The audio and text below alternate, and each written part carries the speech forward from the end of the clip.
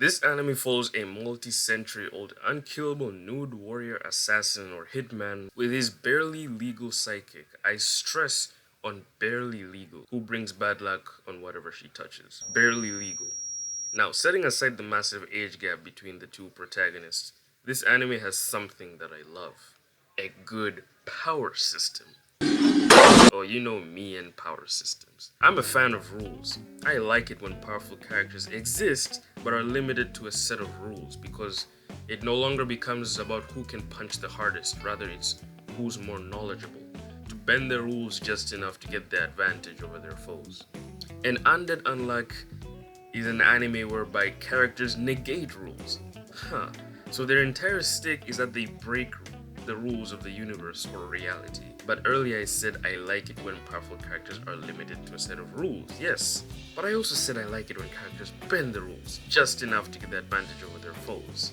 So it's kind of like a little contrast there that makes things a little interesting. You know, the rules to negate death, the rules to negate luck, the rules to negate truth. Now, here's something interesting.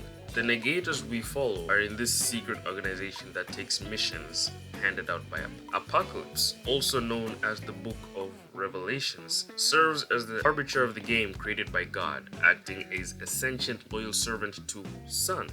I think that's what they call their god. Its primary goal is to ensure that the game of life and death proceeds according to God's rules. I don't know how you pronounce this name. Juiz, the founder and the leader of the Union in Undead Unluck, desires to kill God, to end the cycle of Ragnarok and free humanity. Having looped 100 times with Victor, she aims to create a world where people can live without the threat of extermination. The entire show is built on the foundation of rules. A good power system in anime doesn't just show its description, it shows in fight scenes as well. You know, it can always sound cool, but you want to know how it's practically used. In the Union, we can all agree that Fuko is the weakest person there physically. However, the rules of this show allow her to become a very powerful companion. We see this in the beginning when she aids Andy in his fight against Shen and Void. Andy is already at a disadvantage due to Void's ability. Void, by the way, negates avoidance. So basically, his attacks cannot be dodged. It may not guarantee damage, but it's that you cannot avoid it. Using the combination of Fuko's unluck and Andy's inability to die, we see how she can become a valuable partner to Andy as some sort of kamikaze.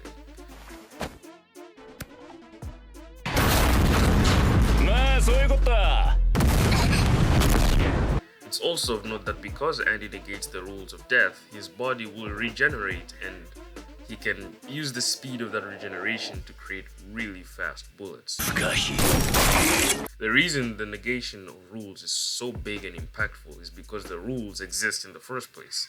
And did I just hear a crow?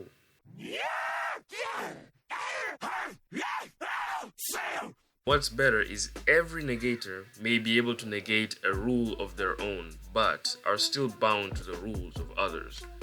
It creates a balance and a unique scenario for each fight. It's no longer about who has the strongest punch or who has the more energy. It's about who can use the rules the smartest. Everyone needs to be strategic. Now, the thing that makes the power system even better is the premise, plot, and world building of this world. The god in this world is not the typical god you hear in a lot of religions, fiction, and stuff like that. The god is a being of experiments. He is the designer of the rules. He adds, removes, and tests rules, so instead of protecting the world, he is actively controlling and experimenting with it. That is the purpose of this god, and what a really messed up purpose it is. He loops the world to test different outcomes and rules, and the Union is trying to destroy the loop.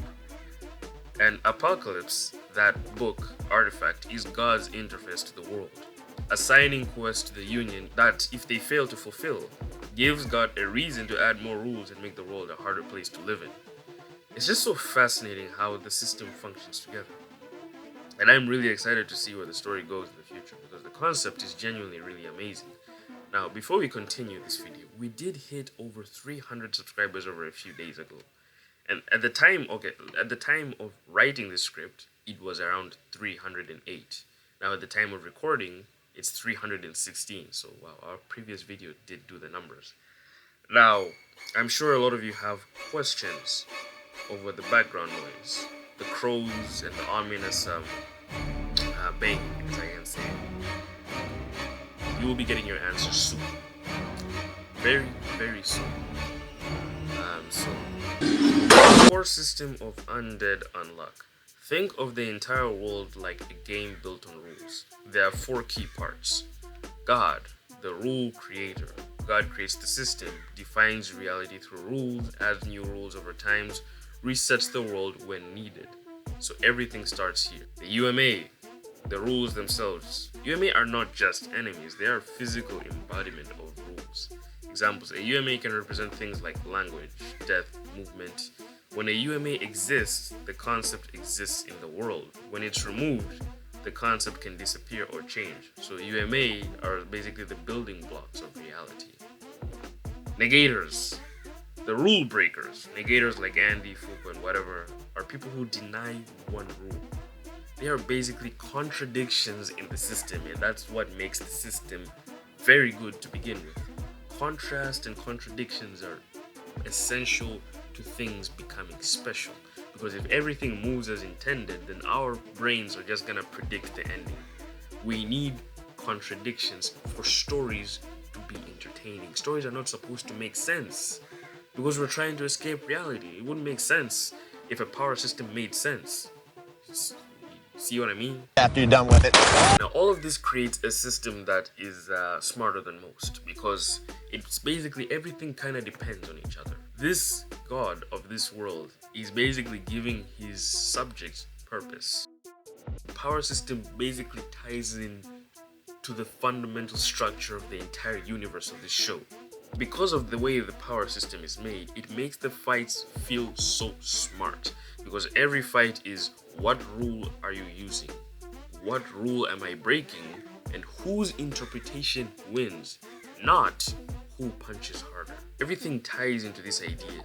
Undead Unluck isn't about gaining power, it's about surviving a world where the rules themselves are against you.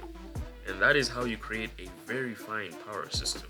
Now, the Undead Unluck is not a perfect anime. My one take about it that I really don't like is the world building concept is cool and the rules and everything, but the world feels very dead. And sometimes it feels like there's only like 10 people in the entire planet. It looks so empty. Now, I don't know if that's by design, if they decided that, hey, maybe there's a rule that halved maybe the entire population of the world, but that's the thing. Sometimes it feels like they're all in a simulation. If that's intentional, sure. But if that's not, then that's a bit of a problem. But from that, just a few things. I feel like Undead Unluck just needs to push its boundaries a little bit more to reach that extreme viral status, because it's not quite popular, but it's known enough. Well, that's my take on Undead Unluck's power system and why I feel like more people should be talking about it. It's very interesting. You date me, Leon. Breathe if yes. Recite the Bible in Japanese if no. はじめに神は天と地を創造された。